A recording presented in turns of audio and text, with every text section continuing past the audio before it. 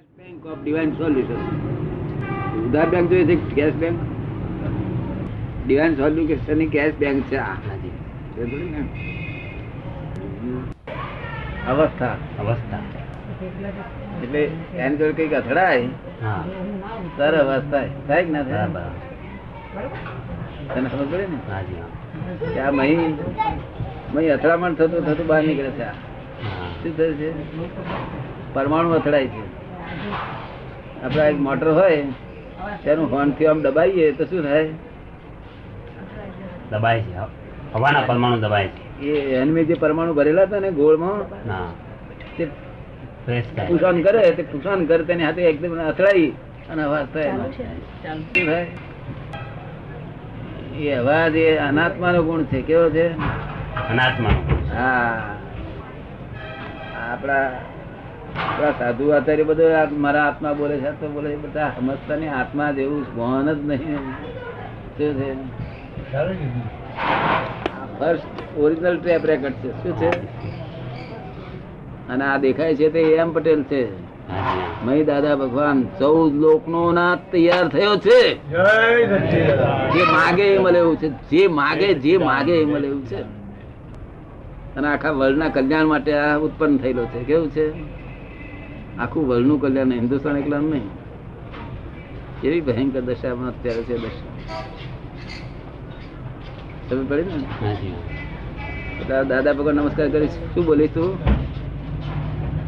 દાદા ભગવાન નમસ્કાર કરું છું. તે એ સરપ્લસ ટાઈમ બધો કેવું થોડો ઘણો સરપ્લસ ટાઈમ રહે છે. હાજી હા. તારો આત્મા જુદો દેખાતો શી દેખાતો છે? આ છોકરાને દિવ્ય ચક્ષુ આપેલું છે. શું આપેલું છે? દિવ્ય ચક્ષુ.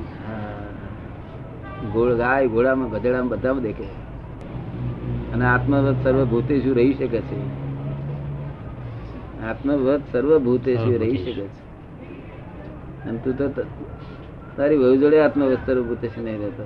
ખરી વાત છે. સી રીતે જ્યાં સુધી સમજણ નથી, ભાન જ નથી, જાગૃતિ જ નથી, ઊંઘમાં છે, ઉઘાડી વાંખે ઊંઘે છે જગત.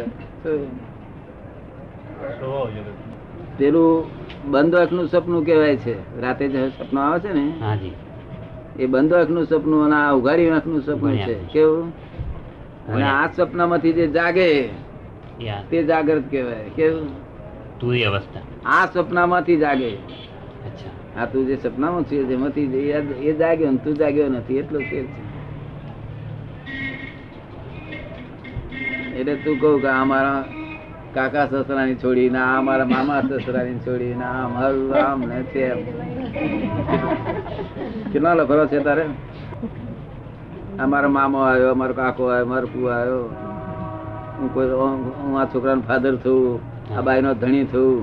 એમાં કેટલા લફરો છે? ઘણા છે. હે? ઘણા, આ પુષ્કળ છે. ઘણા લફરા નહીં? હા. બોલો આટલા બધા લફરામાં તું કોઈ મારા આત્મા જોડો મન વશ સ્થિર થાય તે સ્થિર થાય. તારા લફરા છે કશા? પૂછજો શું કે છે? પાછું પૂછો ને, પૂછો ને કે શું કે છે? કોઈ લફરું નથી. છતી એને લફરા નહીં. આપની કૃપાથી એમના દિવ્ય ચક્ષુ ખુલી ગયા એટલે લફડા. હા, દિવ્ય ચક્ષુ ખુલી ગયા. દિવ્ય ચક્ષુ ખુલી ગયા પછી લફડા રહી જ નહીં ને. પછી લફરા રહે જ નહીં. આત્માને જાણી લીધો પછી કઈ જાણવા પણ જ ના રહ્યું ને. રહે જ નહીં. આ તો આ ચોંબડાની વાંખથી જોજો કહું છું. બીજી વાંખ છે ચોંબડાની વગર છે તારી?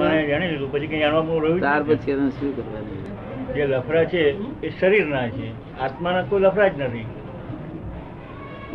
હું સિરીઝ છું એ તારી રોંગ બિલીફ છે. શું છે? રોંગ બિલીફ છે. Wrong belief. મારા બાબાનો હું ફાધર થયું એ બીજી રોંગ બિલીફ. આ બાઈ નો ધણી થયું ત્રીજી રોંગ બિલીફ. આનો મામો થયું ચોથી રોંગ બિલીફ. આ લેબોરેટરી નું માલિક છું પાંચમી રોંગ. કેટલી રોંગ બિલીફો છે? ઘણી બધી રોંગ બિલીફો છે. હા, ઘણી છે. રોંગ બિલીફો ઘેર સામાન ભર્યો હોય અને કોઈ સુખી થાય એવું બને ખરું? એવું ન થઈ શકે. ન હોઈ શકે એવું. હે? ન થઈ શકે એવું. ન થઈ શકે છે. ભણી શકે જ નહીં. તમે કેટલી રોંગ બિલીફો ભરી હતી પેલા? ઘણી હે ઘણી હતી. બધી જતી રહી. જતી. કોણ સુખી થાય? કેવી બિલીફ વાળું સુખી થાય? જે સદા મુક્ત જ રહેતો હોય, હે જેને કોઈ બિલીફ જ ન હોય. નહીં, બિલીફ ના હોય તો ચાલે જ નહીં ને. બિલીફ વગર તો રહેવાય જ નહીં. Right belief હોય. પોતે શરીર, પ્રાણ અને મન થી અલગ છે. પોતે શરીર, પ્રાણ અને મન અને બુદ્ધિ એનાથી એક અલગ તત્વ આત્મા જ છે. હા. એવી જો બિલીફ હોય અને એવું જો નિરંતર અનુભવતું હોય તો સુખ હોઈ શકે એવું મને લાગે છે. હા, પણ તે આ હું આમ આનો ફાધર છું, આનો કાકો છું, આનો મામો છું, એ બિલીફ જાય તો ને, હાજી, તો જ પેલી રાઈટ બિલીફ બેસે ને. રોંગ બિલીફ ફ્રેક્ચર થાય હા. રાઈટ બિલીફ બેસે. ક્યારે બેસે? દાદાજી એ માટે શું કરવું? એ માટે હું શરીર નથી, હું શરીર નથી, હું શરીર નથી એવું એ ટાઈપ એમ દાડો ના વળે. શરીર એમ ના નથી. એવું તો કરીશું ગાડો થઈ જશે. અને લોકો આવીને પૂછશે કે તમારું શરીર નથી તો શું છું રે તું? એવું નથી કરવાનું. સમજી લો બરાબર. એવું ઘણા બાવા કરે છે, ગાડા થઈ ગયા છે ને તે એવું શરીર નથી. શરીર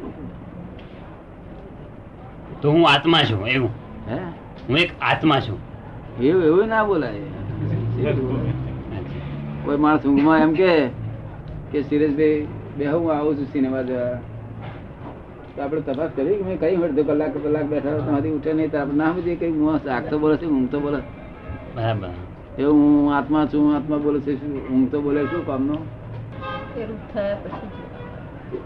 દાદાજી એવો અનુભવ થવો જોઈએ ને, હે એવો અનુભવ થવો જોઈએ ને. હા, અનુભવ થાય ને. ને આત્મ સાક્ષાત્કાર તો ઘણા તપસ્યા બાદ આત્મ સાક્ષાત્કાર થાય છે. આત્મ સાક્ષાત્કાર શું? ઘણી બધી તપસ્યાઓ, સાધના, આફ્ટર લોંગ સાધના આત્મ સાક્ષાત્કાર થાય છે. એ કે છે આત્મ સાક્ષાત્કાર તો ઘણી બહુ જ લાંબી તપશ્ચર્યા સાધના કર્યા પછી થાય છે ને. ના, એ કહેવાય નહીં. એટલી તપસ્યા સાધના કર્યા પછી પાછો ગધેડાનો અવતાર આવે. કારણ કે દાદા નું સ્ટેશન અડધો માઇલ છે તો 22 માઇલ કેમ ફર્યો? પેલા કે છે તારા બાપ નું હતી રોડ.